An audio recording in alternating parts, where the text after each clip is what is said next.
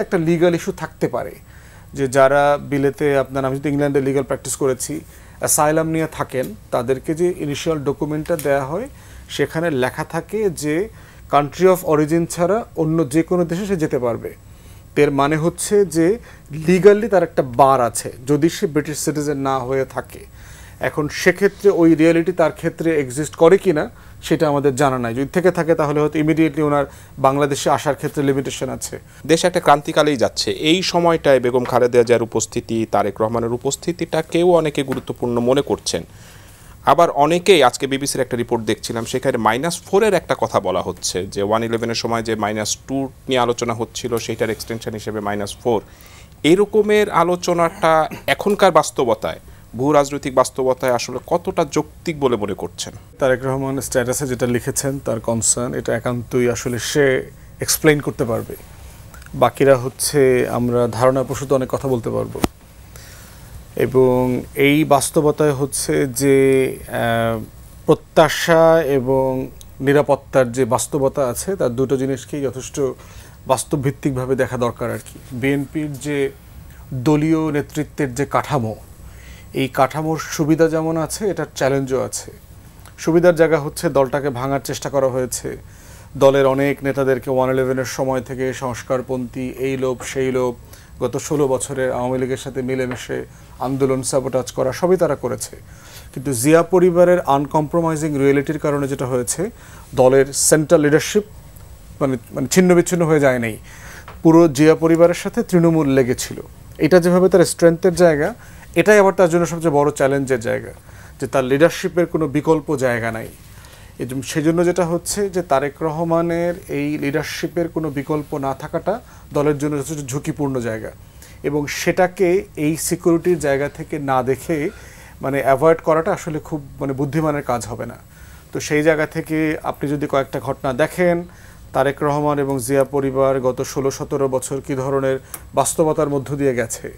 1/11-এর সময় তার যে গ্রেফতার হওয়া, নির্যাতিত হওয়া, যে ট্রমার মধ্য দিয়ে তাকে দেশ ছাড়তে হয়েছে, তার ভাই এক্সাইলে থাকা অবস্থায় মারা গেছেন, তারপরে বেগম জিয়া এক কাপড়ে তার বাসা থেকে বের হয়ে আসতে হয়েছে, তার নিজের স্মৃতিময় বাড়িটা বুলডোজ করে দিয়েছে আওয়ামী আমলে, সেই ট্রমার জায়গাটা তার মধ্যে আছে। এবং এরপরে দেখেন সুব্রত বাইন গ্রেফতার হওয়ার পরে কিন্তু রিমান্ডে অনেক গুরুত্বপূর্ণ কথা বলেছেন, ইনক্লুডিং তারেক রহমানের অ্যাসাসিনেশনের ব্যাপারে, যে দেশি বিদেশি অনেক শক্তি চেষ্টা করেছে, একাধিকবার অ্যাটেম্প নিয়েছে। তো সেই বিষয়টা তো অবশ্যই তারেক রহমান জানেন এবং দলের সিনিয়র লিডারশিপ জানে।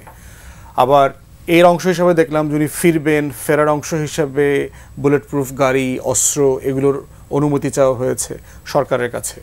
তো সেই প্রত্যেকটা জায়গায় আমার মনে হয় যে বিবেচনায় নেওয়াটা ওনার জন্য, ওনার দলের জন্য গুরুত্বপূর্ণ। কিন্তু একই সময় সারা দেশবাসীর প্রত্যাশার জায়গাটাও বিএনপি লিডারশিপকে মাথায় রাখতে হবে, যে দেশের মানুষ আসলে ওনাদের কাছ থেকে এখন এই ক্রিটিক্যাল টাইমটাতে এই লিডারশিপটা ফিজিক্যালি এক্সপেক্ট করে।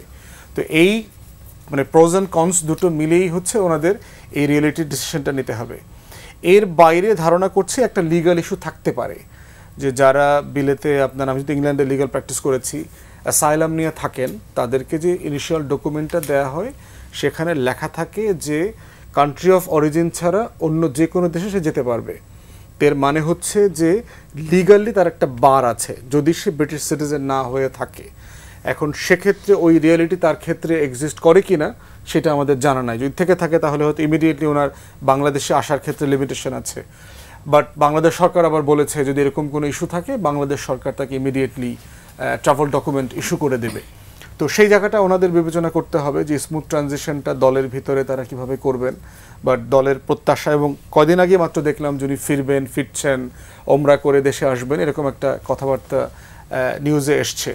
বাট আমার কাছে মনে হয়েছে যে দলের কাঠামো, লিডারশিপের চ্যালেঞ্জ, এবং একটা জিনিস মাথায় রাখতে হবে যে এই লিডারশিপের ভিতরেও কিন্তু একটা ট্রাস্ট ডেফিসিট আছে।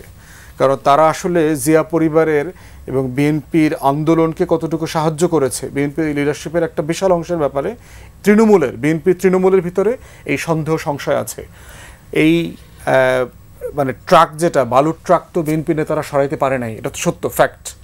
বিএনপির নেতাকর্মীরা আন্দোলন করেছে যেমন সত্য, ঠিক একইভাবে খালেদা জিয়া স্লোগান দিতে দিতে তাকে কোর্টে নিয়ে গেছে, তাকে জেলে দিয়ে আসছে, এই ঘটনাও ফ্যাক্ট। অতএব সেই জায়গায় তারেক রহমানের এই কাছে বিষয়টা, কিন্তু এই যে পরিষ্কার। জেলে যাওয়ার বিষয়টা ফুয়াদ ভাই, আমি বলি যে এইটাকে কি বিএনপির পলিটিক্সের একটা সৌন্দর্য হিসেবে দেখেন না?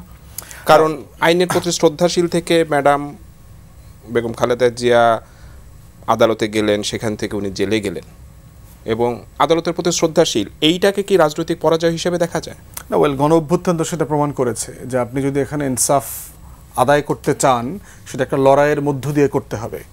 এবং বিএনপির বিভিন্ন পর্যায়ে লিডারশিপ যে আপনার আন্দোলনে বিভিন্ন সময় আওয়ামী লীগের সাথে লিয়াজও করেছে, এই ঘটনাগুলো তো আসছে বিভিন্ন জায়গাতে।